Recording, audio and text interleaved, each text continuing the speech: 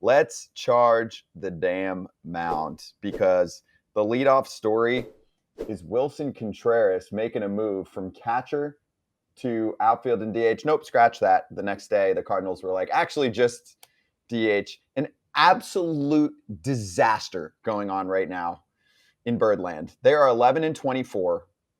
They're in desperation mode, which we went over a couple weeks ago with Jordan Walker getting sent back down to the minor leagues, even though he was hitting 270 something and he looked fine to me. Obviously, yeah, the power hadn't totally come around yet, but it had been a few weeks in the big. So next up, your catcher current signs a 5-year, $87.5 million deal. Last year in September, Yachty, who knew he was retiring, gave a signed uni to Contreras. And he said instead of framing it, he put it on. Maybe he framed it now, but he put it on and was like, this is what I want to do. I want to replace Yachty and be the next great catcher in St. Louis, which he was able to do for a full month. He was able to experience it. You don't want to do that. You don't want to be that guy. What, putting the uniform on and replacing that guy? You don't want to be the guy who replaces the guy. Well, you want to be the guy. You always want to be the second guy. You want to be the guy that replaces the guy that replaced Yachty. So whoever's after Contreras, that's who you want to be, because everyone is kind of, oh, Yachty was so long ago. The problem is with this whole move is LoCain. They gave him almost $90 million. And the Astros, let's not forget, the Astros didn't want to trade for him last year. They said they got a trade done, and I think Dusty Baker was like, no, we don't want him. And then nobody really was after hot and heavy that much except for the Cardinals this offseason. It's telling when the Cubs, who spent some money this offseason, didn't bring him back. And there was really no interest in bringing him back. This wasn't a really poorly hidden secret that Willson Contreras wasn't the greatest catcher in the world. Now, he's got a great arm. But as far as calling games, you talk to the Cubs guys and people with inside that organization, they say, well, calling games, we'd have to kind of call some pitches from the bench, I heard. We'd have to go through scouting reports constantly with him. He wouldn't remember. And that's tough. So the Cardinals go out and they spend almost $90 million on this guy, and 33 games into the year, they're like, oh, by the way, you're a DH now. And Kinsler, you're the catcher. And by the way, we're bringing up another guy, and you're going to play the outfield. No, wait, you're not going to play the outfield. You're going to sit over here and learn from the coaches during the game while you're trying to DH. You're also going to try to call the game along with them. So this whole thing is just a mess. And I feel like, listen, Willson Contreras isn't this bad, and they're just scapegoating him right now because they're, 11-24? It's like he's getting all the blame for this, and their pitching staff's not great. We've kind of talked about that. Their starters especially aren't great. Their bullpen's kind of been up and down. And everyone says, oh, he skipped the WBC to focus on his pitchers. Well, let's not forget, the Cardinals' whole team was in the WBC. Gallegos pitched, Wainwright pitched, Michaelis pitched. So even though he was there, the rest of the dudes weren't there.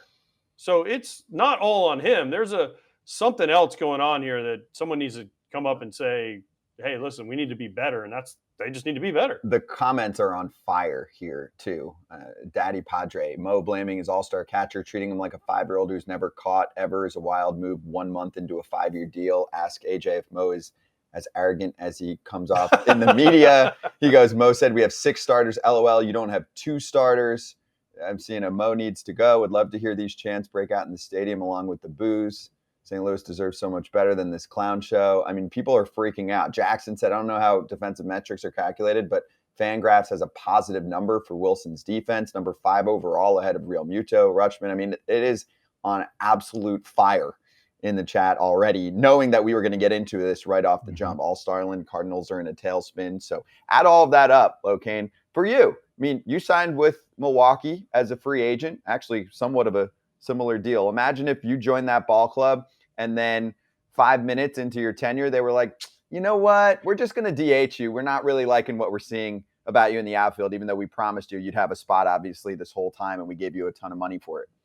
And that's the thing. Somebody's making mistakes somewhere. Where, I'm not sure. But you give a guy that kind of money, if you, like I said, you gave me that kind of money, I will go out there and make plays on the defensive side of the ball. And he has to find a way to gel with his pitchers and find that chemistry, whatever is going on. I mean, the question is, whose fault is it?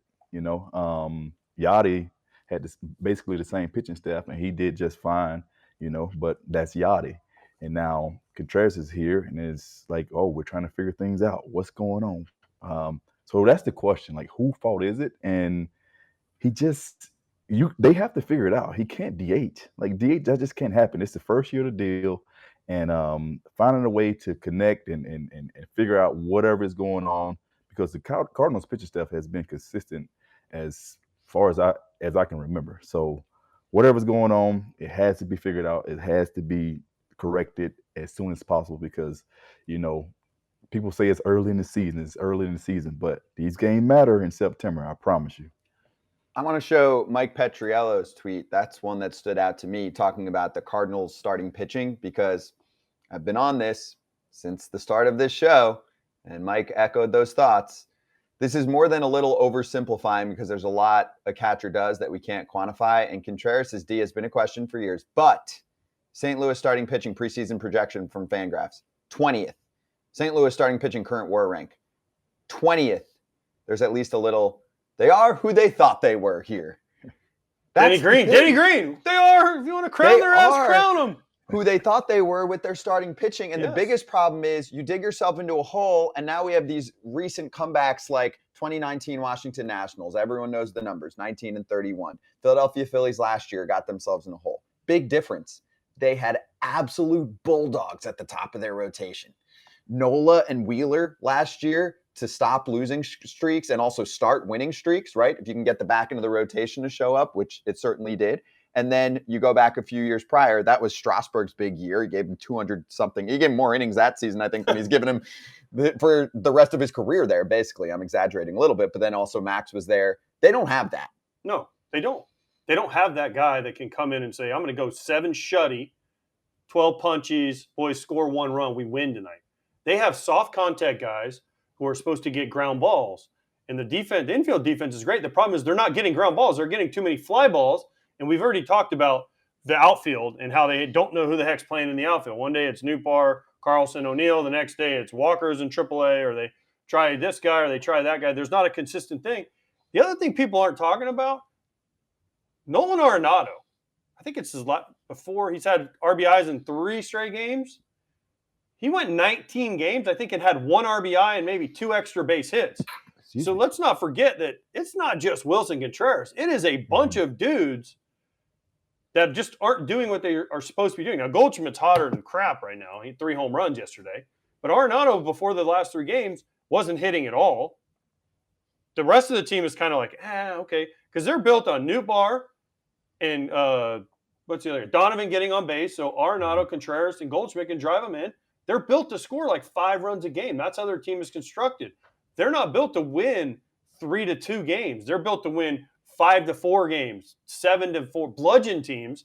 And right now the offense also isn't doing what they're supposed to be doing. So this is just a complete, for me, this is just a complete organizational kind of meltdown, not just Willson Contreras. I feel bad for Willson Contreras because I don't feel that bad. He got $87.5 million, but I feel kind of bad because he's taking a lot of the heat here, when in reality, there's a lot of guys, a lot of blame to go around. That's the thing. So getting questions like, do you notice these flaws that Contreras is being blamed for?